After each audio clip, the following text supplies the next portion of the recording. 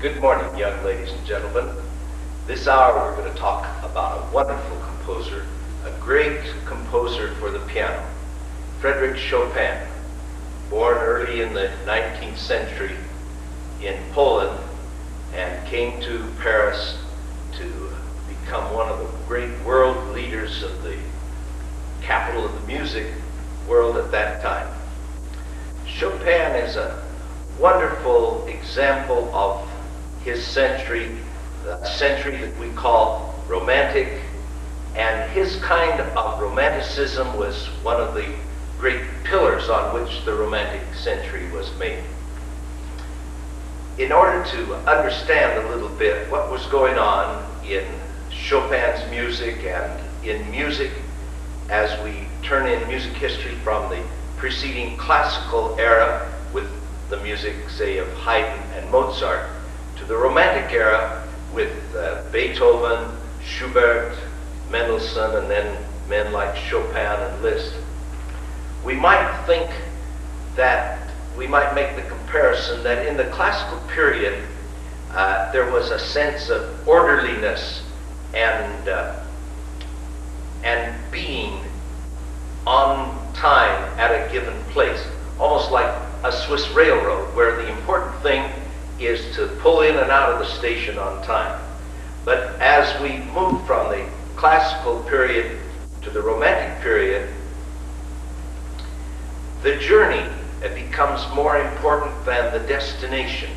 And in the music of Chopin, it's almost as if he takes off on a train as a train engineer, but along the way he sees some flowers, so he stops the train and picks the flowers, and might even go on a side trip for a half a day if he sees a path that is particularly inviting. I realize this is highly analogous, but let's take a look and see what this means in actual musical terms. Let's consider for just a moment a classical piece of music such as the Eine kleine Nachtmusik Serenade for Strings by Mozart. Here is a piece of music where being in a certain harmony or in a certain key is important. In fact, it's a piece of music that's almost a study in two chords, tonic and dominant. It's almost like we're working with two colors, black and white, and it's like one of those beautiful Italian churches where you just have black and white and all kinds of configurations. In the case of Mozart's Eine kleine Nachtmusik, he goes back and forth. And this is what it sounds like.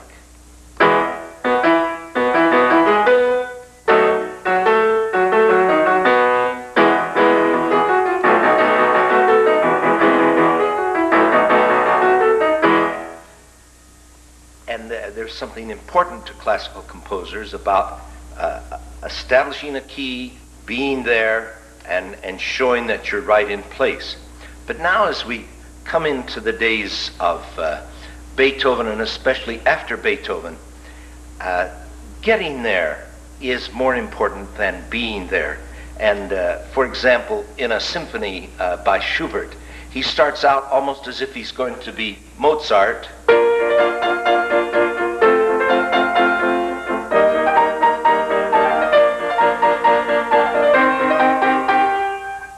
point in the melody, he wants to go from a G to an F. You see, at this point, he's going, and he wants to come down to the F. He's trying to get from G to F. But the important thing is not being on G or being on F, but it's getting there by way of this black note, F sharp, in the middle.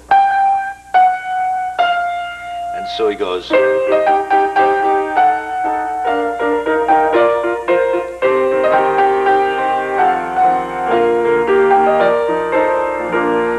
so it's very lovely, and it becomes very romantic at that point.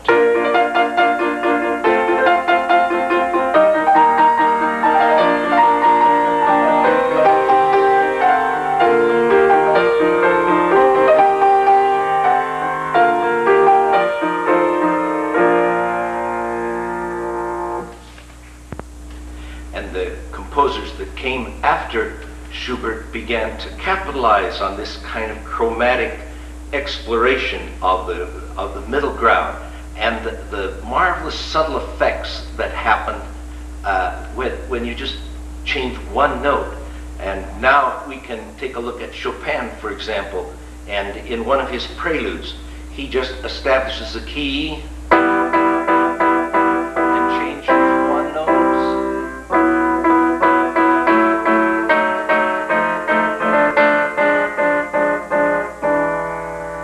And it's a marvelous thing, and he uses that harmony to adorn and subtly color a melody that would be otherwise very boring.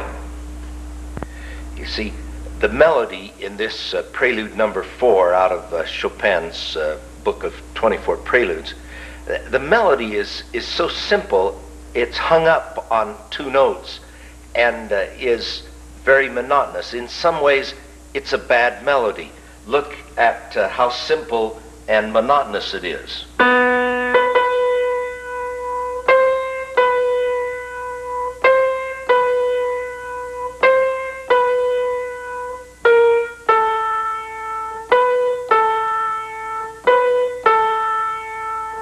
And to save that, Chopin uses this marvelous chord where he just changes one note at a time.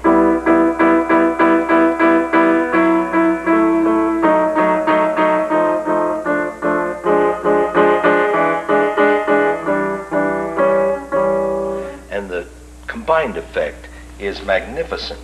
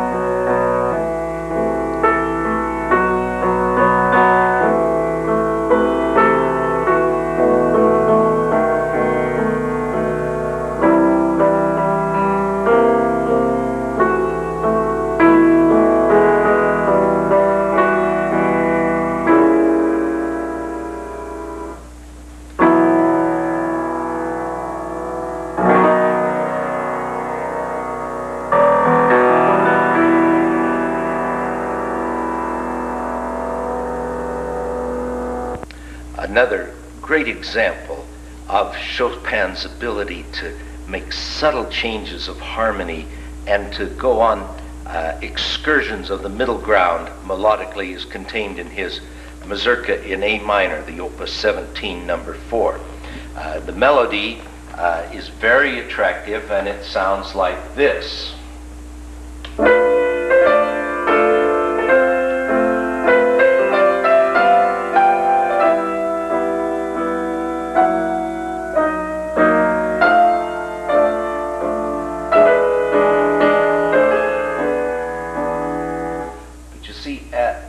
As he proceeds with this melody, we begin to see that in outline,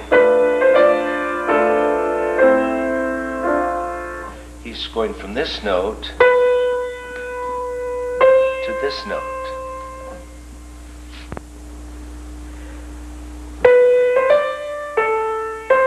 So he's going from here to here, and then later on he'll go from here to here. And so he goes first in outline, so he goes, and then,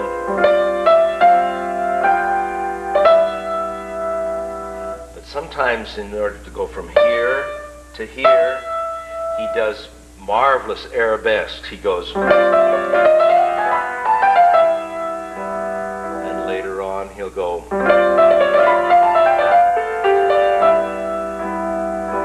and even later in the piece, and going from here to here, he'll go,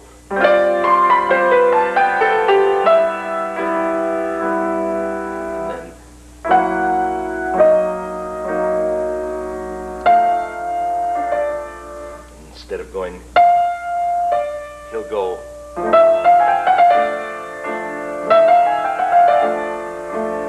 So he has all these delicious meanderings and arabesques and side trips that he makes. Another of the ingenious features in this mazurka is Chopin's method of starting and stopping the mazurka. Instead of some kind of a formal fanfare where you have a sharp line that says this is the beginning and this is the end, such as, or even in the William Tell Overture, where the first thing we have is a fanfare.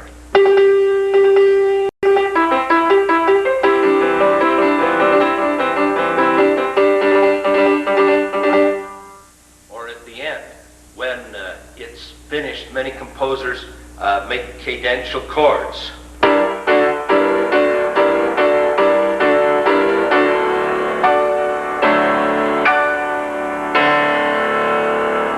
we have a solid beginning and a solid ending. Compare this with Chopin, who just kind of fades into the mazurka and fades out, almost as if to suggest that it's an ongoing piece, that it doesn't have a beginning and it doesn't have an end. He just sits down and starts.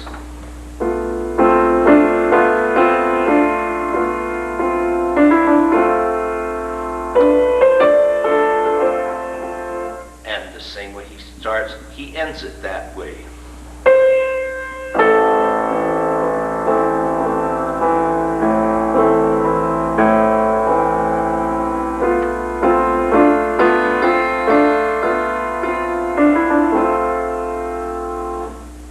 It's almost as if there's music that's ongoing in his head, and some lazy afternoon he sits down at the piano keyboard and is just kind of dreaming around with his left hand with a harmony, waiting for some melody to come along.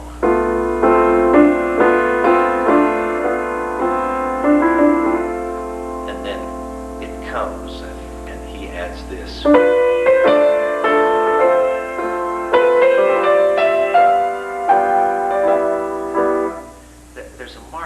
Blurring of the edges, and it puts in mind that marvelous portrait of Chopin by the French painter Eugène Delacroix.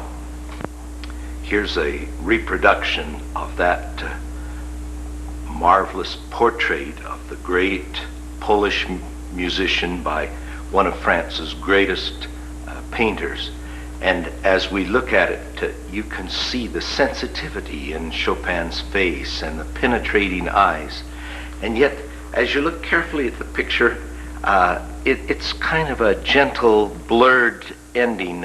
There's over here, there's no exact place where the face ends and the background begins. And the left shoulder and arm are blurred. And the hair kind of fades and recedes into the background, and it's a marvelous thing. It's almost as if the beginning of this number, so vague and indistinct and blurred, goes right along with the picture.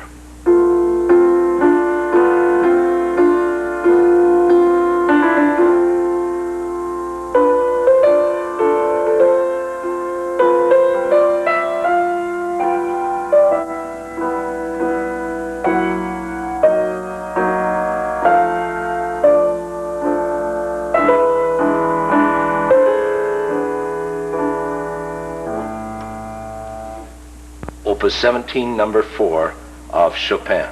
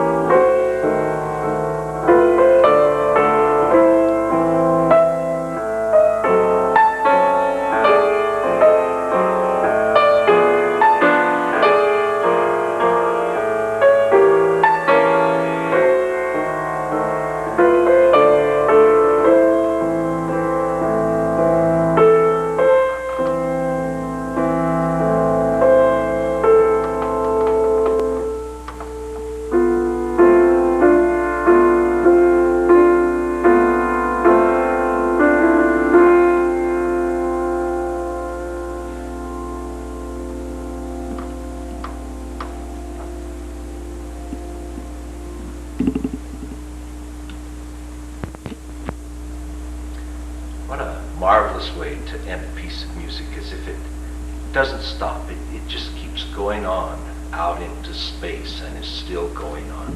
Marvelous concept. Another wonderful piano work of Chopin is the Nocturne in F sharp major.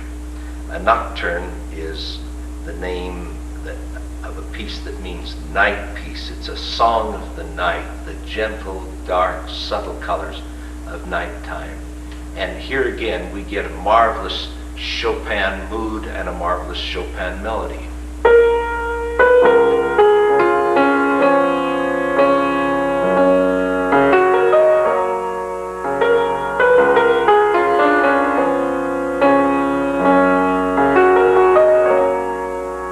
But already we can see that the skeleton, the framework of this melody is to go from this B flat down to a D flat. And first he goes by way of kind of an arpeggio that's regular. But then later on, he begins to wander. Let's take a look at that up close. In outline then, Chopin's melody goes from this B flat down to this D flat. And first he goes, later on he goes, but before long he really goes on a trip and he goes,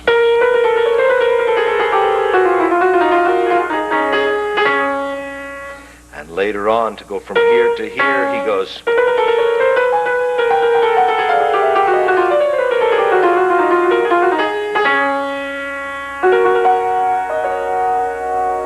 these marvelous flourishes, blossomings, rhapsodic passages are one of the great gifts of Chopin to the literature of music and the literature of the piano.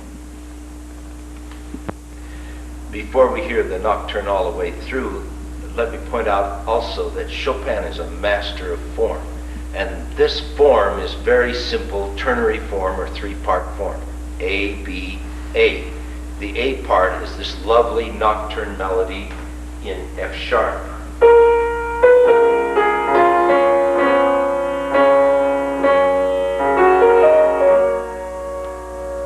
But then for contrast in the middle, it becomes subtly and sometimes unsubtly agitated. It's almost as if in the middle of the night a gust of wind comes along and there's a little turbulence.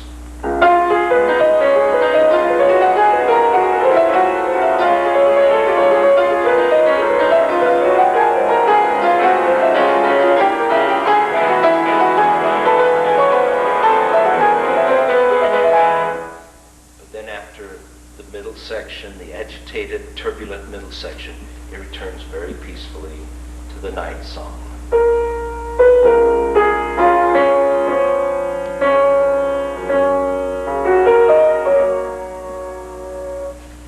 Here then, in ABA form, night song, turbulence, night song, is the Nocturne in F sharp major of Frédéric Chopin.